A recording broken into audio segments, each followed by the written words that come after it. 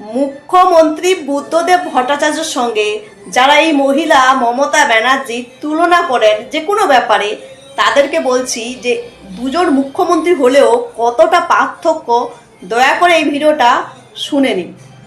ভারতের পশ্চিমবঙ্গে ছিল এমন একজন মুখ্যমন্ত্রী যিনি 11 বছর ক্ষমতায় থাকলেও তার বিরুদ্ধে কেউ দুর্নীতির অভিযোগ তুলতে পারেনি। 2011 সালের 13ই মে বিকেল বেলা মমতার কাছে হেরে মুখ্যমন্ত্রিত্ব খোয়ান বুদ্ধদেব ভট্টাচার্য। কোনো বিশৃঙ্খলায় না গিয়ে তিনি সেদিনই পদত্যাগ করেন। বাড়ি ফেরার জন্য মুখ্যমন্ত্রীর সরকারি গাড়ি ছিল, কিন্তু বুদ্ধদেব ভট্টাচার্য সরকারি গাড়ি ছেড়ে পার্টির ভাড়া করা একটা সাধারণ গাড়িতে করে ফিরেছিলেন। সময়ের স্রোতে মমতার পতন হয়েছে, কিন্তু ক্ষমতা ছাড়তে তিনি টাল বাহানা করছেন। তাই বুদ্ধদেব ভট্টাচার্য এর মাহাত্ম্য নতুন করে সামনে আসছে।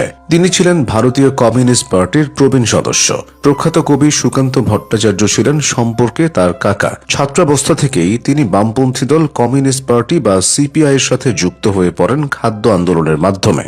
1966 সালে তিনি সিপিএম এ যোগ দেন। 1971 সালে তিনি সিপিএম পার্টির পশ্চিমবঙ্গ রাজ্য কমিটির সদস্য হন। 1977 সালে বুদ্ধদেব ভট্টাচার্য প্রথমবারের মতো উত্তর কলকাতা থেকে বিধায়ক নির্বাচিত হন। ভারতের স্বাধীনতার পর সেবারই প্রথম সিপিআইএম পশ্চিমবঙ্গ রাজ্যের ক্ষমতায় বসে এবং জ্যোতি বসু মুখ্যমন্ত্রী হন। 1982 সালে বুদ্ধদেব ভট্টাচার্য কংগ্রেসের প্রার্থী প্রফুল্ল কান্তি ঘোষের কাছে নির্বাচনে হেরে গেলেও পরের বিধানসভা নির্বাচনে তিনি যাদবপুর কেন্দ্র থেকে বিপুল ভোটে জয়ী হন। 1985 সালে তিনি কমিউনিস্ট পার্টির সেন্ট্রাল কমিটির সদস্য হিসেবে নির্বাচিত হন। 1987 সাল থেকে 1996 সাল পর্যন্ত তিনি বামপন্থী সরকারের তথ্য ও সংস্কৃতি মন্ত্রী এবং 1996 থেকে 99 সাল অবধি স্বরাষ্ট্র দফতরের মন্ত্রী ছিলেন। 1999 সালে বুদ্ধদেব ভট্টাচার্য ডেপুটি মুখ্যমন্ত্রী হিসেবে নির্বাচিত হয়েছিলেন। 2000 সালের 6 নভেম্বর বুদ্ধদেব পশ্চিমবঙ্গের মুখ্যমন্ত্রী নির্বাচিত হন।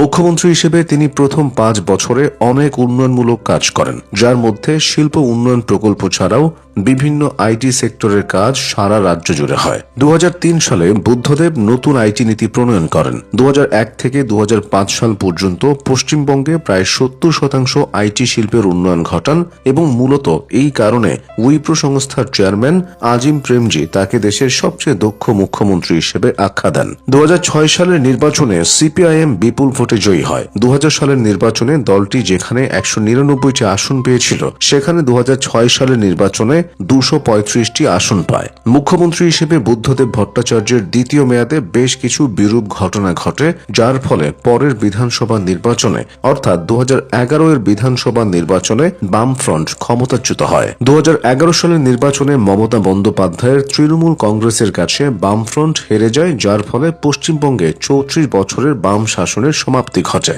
বুদ্ধদেব ভট্টাচার্য যাদবপুর কেন্দ্রের তৃণমূল কংগ্রেস পার্টির সদস্য মনীশ গুপ্তের কাছে হেরে যান। বুদ্ধদেব ভট্টাচার্য আপাদমস্তক সাহিত্যপ্রেমী। তিনি নিজেও একজন নামজাদা কবি এবং সাহিত্যিক। তার লেখা কোনো বই প্রকাশিত হলেই এক প্রকার হইচই পড়ে যেত। বুদ্ধদেব ভট্টাচার্যের লেখা নাৎসি জার্মানির জন্ম ও মৃত্যুর প্রথম সংস্করণ ফুরোতে সময় লেগেছিল মাত্র 3 দিন। আর মাত্র একদিনেই শেষ হয়ে গিয়েছিল তার লেখা আরেকটি বই স্বর্গের নিচে মহাবিশৃঙ্খলার প্রথম সংস্করণ। তিনি পাবলো নেরুদা এবং গাব্রিয়েল গার্সিয়া মার্কেজের মতো অনেক বিদেশি লেখকদের লেখা বাংলায় অনুবাদ করেছেন। বামপন্থা সম্পর্কেও লিখেছেন বেশ কিছু গুরুত্বপূর্ণ বই। এছাড়াও বাংলা সাহিত্য ভান্ডারকে সমৃদ্ধ করেছে তার লেখা বেশ কিছু কবিতাও। 2015 সালে রাজনৈতিক জীবন থেকে পাকাপাকিভাবে অবসর গ্রহণ করেন বুদ্ধদেব ভট্টাচার্য। তিনি জ্যোতি বসুর সার্থক উত্তরসূরি নন, বরং তারুণ্যের নতুন হাওয়া এনেছিলেন পশ্চিমবঙ্গের লাল দুর্গে। সেখানে সহজ বিচরণ ছিল নন্দন, লাইব্রেরির বই, সিনেমা উৎসব, বিদেশি কবিদের কবিতার অনুবাদ, নিখাদ রাজনৈতিক চর্চা। 2024 সালে 80 বছর বয়সে তিনি প্রাণ হারান। যার দল যেটাই হোক, পশ্চিমবঙ্গের রাজনীতিতে বুদ্ধদেব ভট্টাচার্য অন্যরকম সম্মান পান।